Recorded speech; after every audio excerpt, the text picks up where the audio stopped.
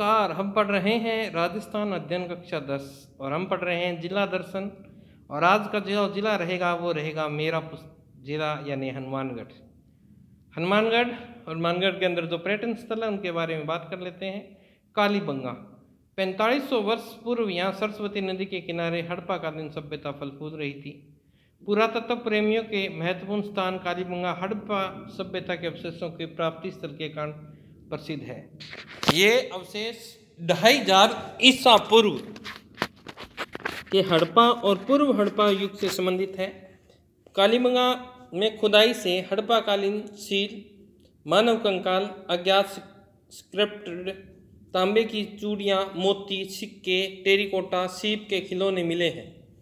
यहाँ 1983 में स्थापित यह पुरातात्विक संग्रहालय भी है, जिसे 1961 और 1969 के दौरान हड़प्पा स्थल पर खुदाई से निकले अवशेषों के लिए निर्मित किया गया था।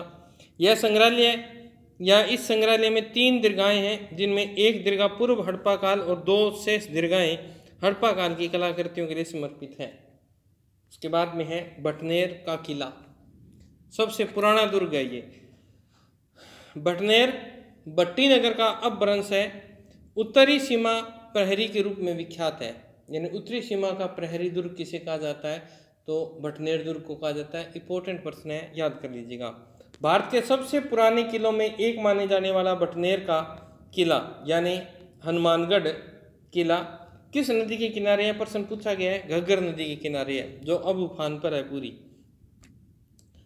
किले का महत्व इस तथ्य से लगाया जाता है कि आईने अकबरी में इसका उल्लेख किया गया है। इस किले का निर्माण 1700 साल पहले जैसलमेर के राजा भाटी के पुत्र भूपत ने किया था।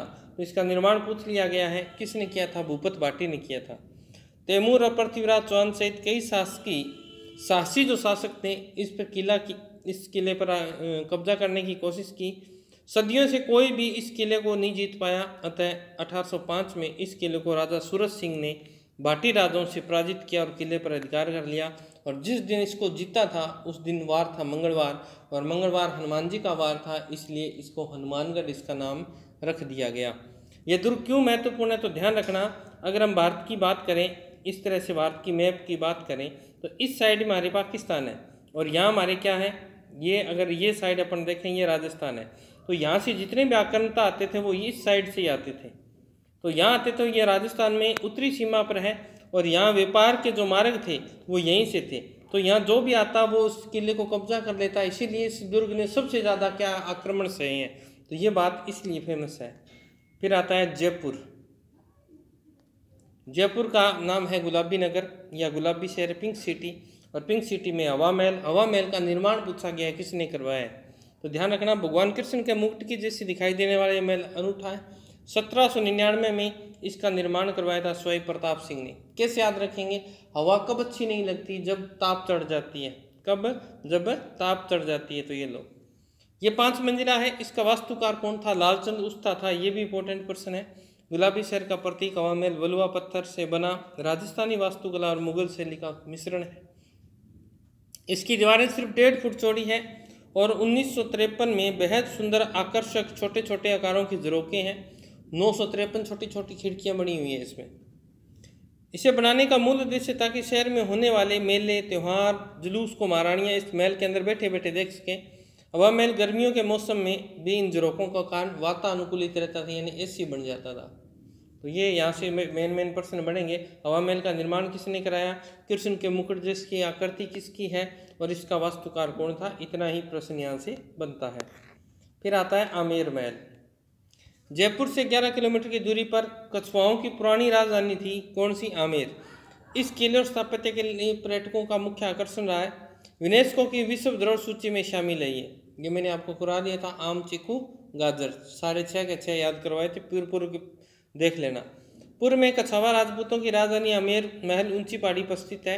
ये हिंदू और मुगल शैली का क्या रहा है? सुंदर मिश्रण रहा है। आमेर का महल 1552 में राजा मानसिंह प्रथम ने दुश्मनों से मुकाबला और बचाव करने के लिए बनाया था। आमेर महल का आंतरिक भाग लाल पथुआ, बलुआ पत्थर और संगमरमर से बनाया गया है। इसमें नक्काशी का कार्य बहुत ही बहुमूल्य पत्थर की जड़ाई, मीनाकारी का काम, 25 काम, जगह जगह बड़े बड़े दर्पण और भव्यता को 4 चांद लगाते हैं। बस ज़्यादा इसमें महत्वपूर्ण प्रश्न है नहीं। फिर जंतर मंतर, यहाँ से प्रश्न पूछा जाता है, इसका निर्माण पूछ लिया गया है। तो जंतर मंतर देखो तर 2 बार आ रहा है ना, और 2 बार आ रहा है तो द्वितीय होगा, कोई हो चीज द्वितीय होगा वो, तो जय सिंह द्वितीय, ये लो। तो इसका निर्माण किसने करवाया था? तो जय से याद रखना है, जय सिंह द्वितीय। 2 बार तर आ रहा है तो जय सिंह द्वितीय ने करवाया था। बनाई गई 5 खगोलीय वेधशालाओं में सबसे विशाल है जयपुर की वेधशाला, इसे जंतर मंतर कहते हैं। 5 वेधशालाएं बनी थी, इसमें से जयपुर वाली विशेष है, इसे जंतर मंतर कहा जाता है। यूनेस्को की विश्व धरोहर सूची में इसे शामिल कर लिया गया है। इसमें बनाए गए जटिल यंत्र समय को मापने, सूर्य की गति और कक्षाओं का निरीक्षण, आकाशीय पिंडों के संबंध में विस्तार पूर्वक जानकारी देता है। उसके बाद में आता है जयगढ़ फोर्ट। 1726 में जय सिंह द्वितीय द्वारा यह किला आमेर की सुरक्षा के लिए बनवाया गया था। इसमें बने शस्त्रागार, अनूठा शस्त्र संग्रहालय, तोप बनाने का कारखाना और विश्व की सबसे बड़ी तोप जयबाण तोप, ये भी प्रश्न पूछा गया प्रश्न है, यही है। राजस्थान में आने वाला पर्यटक जयपुर आकर इस तोप को जरूर देखना चाहता है। इस तोप को एक ही बार चलाया गया था, क्या इतनी तेज चली थी, गर्भ गुंजन, जिससे शहर से 35 किलोमीटर दूर एक गड्ढा बन गया था। इसकी लंबाई 31 फुट 3 इंच है और इसका वजन 50 टन है। इसके 8 मीटर लंबे बैरल में 100 किलो गन पाउडर भरा जाता है, तो बहुत बड़ी है। नाहरगढ़ किला इंपॉर्टेंट है। अंधेरी रात में तारों की छांव में नाहरगढ़ किले से जयपुर का विहंगम अभूतपूर्व अद्भुत दृश्य है, मदमस्त नज़ारा दुनिया में कहीं और नहीं मिलेगा। शहर की रोशनी को देखकर लगता है कि तारे जमीन पर उतर आए हैं। सन 1734 में महाराजा जय सिंह के शासनकाल में इस किले का निर्माण करवाया गया, नाहरगढ़ के किले का, जो कि शहर का पहरेदार मालूम होता है। इस किले में बनाए गए माधवेंद्र भवन को ग्रीष्म काल में महाराजा के निवास के रूप में काम में लिया जाता था। रानियों के लिए आरामदायक बैठक, राजाओं के कक्षों का समूह है, आलीशान दरवाजे, खिड़कियां भित्ति चित्रों से सजाया गया है। नाहरगढ़ अतीत की यादों को समेटे हुए शान से खड़ा है। अभी हाल ही में एक स्कल्पचर आर्ट गैलरी भी बनाई गई है, अल्बर्ट हॉल। तो ये तो बहुत बढ़िया है, ये देखने वाली चीज़ है। 1876 में प्रिंस ऑफ वेल्स ने इसकी आधारशिला रखी। इसका नाम लंदन के अल्बर्ट संग्रहालय के नाम पर रखा गया है। सर स्विंटन जैकब द्वारा इसको डिजाइन किया गया तथा इंडो-शॉर्सनिक स्थापत्य शैली के आधार पर इसका निर्माण कराया गया। रामनिवास बाग के बीच में अल्बर्ट हॉल की अभूत और मनमोहक इमारत हर मौसम में पर्यटकों को आकर्षित करती है। इसमें जयपुर कला विद्यालय, कोटा, बूंदी, किशनगढ़, उदयपुर शैली के लघु चित्रों का बड़ा संग्रहालय है। तो कभी जयपुर जाओ तो ये जरूर देख के आना। फिर आता है अपना गलताजी। गलताजी भी जयपुर में है, एक प्राचीन तीर्थ स्थल है।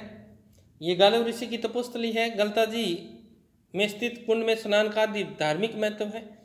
तीर्थयात्री यहाँ पवित्र स्नान के लिए आते हैं। इस स्थान में मंदिर, मंडप, पवित्र कुंड है। गलताजी आने के लिए आगंतुक पहले राम गोपाल जी के मंदिर परिसर में आते हैं, जिसे लोग सामान्य से मंकी वेल यानी क्या बोलते हैं, बंदर मंदिर कहा जाता है। ये ध्यान रखने वाला प्रश्न है। इसे ये नाम यहाँ पाए जाने वाले बंदरों के एक बड़े समूह की वजह से मिला। हरियाली का खूबसूरत नज़ारा, उछलते कूदते बंदर के क्षेत्र में खुशनुमा माहौल में इजाफा करते हैं। पहाड़ी की चोटी पर सूर्य देव को समर्पित एक छोटा सा मंदिर है, जिसे सूर्य मंदिर कहा जाता है। दीवान कृपाराम द्वारा निर्मित यह मंदिर शहर के लोगों के लिए क्या पूजनीय है। इसरलाट, वेरी वेरी इंपॉर्टेंट, बार बार प्रश्न पूछा जाता है। सरगासुली, शहर के बीचों बीच 60 फीट ऊंची एक भव्य मीनार इसरलाट की स्वर्ण भेदी मीनार या सरगासुली कहते हैं। राजा ईश्वरी सिंह ने 1749 में इस मंदिर को एक शानदार जीत की स्मृति में बनाया था। त्रिपोलिया गेट के निकट स्थित इस मीनार में के अंदर की तरफ जाने के लिए सीढ़ियां बनी हैं और जिसमें चढ़कर ऊपर जयपुर का विहंग दृश्य देखा जा सकता है। और गोविंद देव जी का मंदिर बार बार पेपरों में पूछा जाता है कहाँ है, तो गोविंद देव जी का मंदिर भी जयपुर में है। बहुत ही आकर्षण मूर्ति लगी हुई है और जय सिंह जी इसे वृंदावन से लेकर आए थे, जो यहाँ मूर्ति लगी हुई है स्वाई जय सिंह जी। तो ये शाही परिवार और स्थानीय लोगों द्वारा पूजनीय है। गोविंद देव जी में 7 झांकियों के माध्यम से इसमें दर्शन की समुचित व्यवस्था की गई है। फिर हम पढ़ लेते हैं जैसलमेर। जैसलमेर को क्या कहा जाता है, किले और हवेलियों का शहर कहा जाता है। जैसलमेर का किला इंपॉर्टेंट कर लेना, कौन सी पहाड़ी पर है, त्रिकुटा पहाड़ी पर है, वेरी वेरी इंपॉर्टेंट है। कौन सी पहाड़ी पर है? त्रिकुटा पहाड़ी पर है। और पीले बलुआ पत्थरों की वजह से इसमें जब सूर्य की किरणें पड़ती हैं तो वो कैसी हो जाती है? पीली हो जाती है। पीले पत्थर हैं तो पीली होगी, इसीलिए इसे क्या कहा जाता है? सोने जैसा चमकता है, इसीलिए सोनार किला कहा जाता है, गोल्डन फोर्ट कहा जाता है। फिर आता है desert national park, very very important. Thar रेगिस्तान के विभिन्न वन्य जीवों का महत्वपूर्ण आवास है। जानवरों की विभिन्न प्रजातियां जैसे काले हिरन, चिंकारा, रेगिस्तान में पाई जाने वाली लोमड़ी, ये सब पार्क में विचरण करते हैं। और अपना जो यहाँ का गोडावण है जो पक्षी, वो यहाँ बहुत ज़्यादा देखने को मिलता है, जिसे ग्रेट इंडियन बस्टर्ड के नाम से जाना जाता है। दुनिया का सबसे बड़ी उड़ान भरने वाला पक्षियों में से एक है। उसे भी देखा जा सकता है। नेशनल पार्क जैसलमेर से 40 किलोमीटर की दूरी पर है। गोडाउन के लिए महत्वपूर्ण नहीं है। पटुओं की वैली, मैंने बताया था नथ पट साड़े जैसल की ट्रिक बताई थी मैंने आपको, तो पटुओं की वैली भी यहाँ पर फेमस है। तो पटुओं की वैली कहाँ है? जैसलमेर में है, ये भी आप ध्यान रखेंगे। किसने बनाई थी? गुमानचंद पटवा ने अपने 500 बेटों के लिए 1805 में ये बनवाई थी। 50 साल लगे थे। ज़्यादा कोई चीज़ आपसे पूछेगा नहीं, सीधा प्रश्न आपसे पूछेगा पटुओं की वैली कहाँ है? जैसलमेर में है, ये याद रखने। तो नोट माता का मंदिर जैसलमेर में देखनीय स्थल है, ये थोड़ा सा याद रख लीजिएगा। भाटी राजपूत नरेश तन्नूराम जी ने विक्रमी संवत 828 में तनोट माता का मंदिर बनवाया। इसके आसपास के जो गांव हैं ये बॉर्डर पर है, इसलिए बीएसएफ जो के जवान होते हैं वो इसकी पूजा करते हैं। ध्यान रखना, बीएसएफ की देवी कौन सी है? तनोट माता है। जैसलमेर के करीब 120 किलोमीटर दूर तनोट माता का मंदिर है। तनोट माता को देवी हिंगलाज का पुनर्जन्म कहा जाता है। तो तनोट माता कहाँ है? ध्यान रखना, जैसलमेर। बीएसएफ के जवानों की देवी कौन सी है? तनोट माता ही है। इसके पुजारी भी बीएसएफ के जवान ही होते हैं। फिर है रामदेवरा। जैसलमेर जा रहे हैं तो रामदेवरा अभी मेला चल ही रहा है, तो आप जानते हैं रामसा पीर का मुख्य मंदिर रामदेवरा जैसलमेर में पड़ता है और हिंदू मुस्लिम सभ्यता का प्रतीक है। सब चीज़ें आपको पढ़ाई हुई हैं पीछे देवताओं में, और इसे मुस्लिम हैं वो रामसा पीर के नाम से जानते हैं। पोखरण से 12 किलोमीटर की दूरी पर जोधपुर जैसलमेर में रामदेवरा मंदिर है। यह मंदिर भगवान राम को समर्पित है, ये ध्यान रखना है। किसको समर्पित है? भगवान राम को। और रामदेव जी को कृष्ण का अवतार माना जाता है, ये बात ध्यान रखनी है। इंपॉर्टेंट प्रश्न हो जाएगा यहाँ पे, ठीक है। तो ये आप ध्यान रखेंगे। भाद्रपद में भाद्र शुक्ल द्वितीया को बाबेरी बीज के नाम से मेले का प्रारंभ होता है और भाद्र शुक्ल एकादशी तक ये मेला लगता है। बड़ा बाग, तो ध्यान रखना, बड़ा जिला कौन सा है? जैसलमेर। तो बड़ा बाग कहाँ होगा? वहीं होगा। तो भाटी राजपूत राजा जितने भी एक्सपायर हुए उनकी सबकी समाधियाँ बनी हुई है यहाँ पे। बड़ा बाग जैसलमेर के उत्तर में 6 किलोमीटर की दूरी पर स्थित है, जिसे बर बाग कहा जाता है। इस बगीचे में जैसलमेर के राजाओं के पूर्व महाराजाओं की शाही छतरियाँ हैं। उद्यान का स्थान ऐसी जगह है जहाँ से पर्यटकों को सूर्यास्त का अद्भुत दृश्य देखने को मिलता है। जैसलमेर के महाराजा जय सिंह द्वितीय ने एक बहुत बड़ा बांध बनवाया, जिसके कारण जैसलमेर का काफ़ी हिस्सा हरा भरा हो गया। उसकी मृत्यु के बाद 1773 ईस्वी में उनके पुत्र लूणकर ने अपने पिता की छतरियाँ बनवाई थी। उसके बाद अन्य राजाओं की मृत्यु बाद यही छतरियाँ बनने लगी। सिर्फ इतना ही प्रश्न बनता है, बड़ा बाग की छतरी कहाँ है? तो ध्यान रखना, बड़ा जिला कौन सा? जैसलमेर। और बड़ा बाग भी कहाँ है? जैसलमेर। इतना याद रखना है। तो देख लेते हैं कितना जिला दर्शन रह गया अपना, यानी 2 दिनों का चैप्टर और पढ़े हैं, 2-3 दिन के पढ़े हैं भाई। तो आज के लिए इतना ही, मिलेंगे कल, तब तक स्वस्थ रहें, मस्त रहें। जय राजस्थान, जय भारत।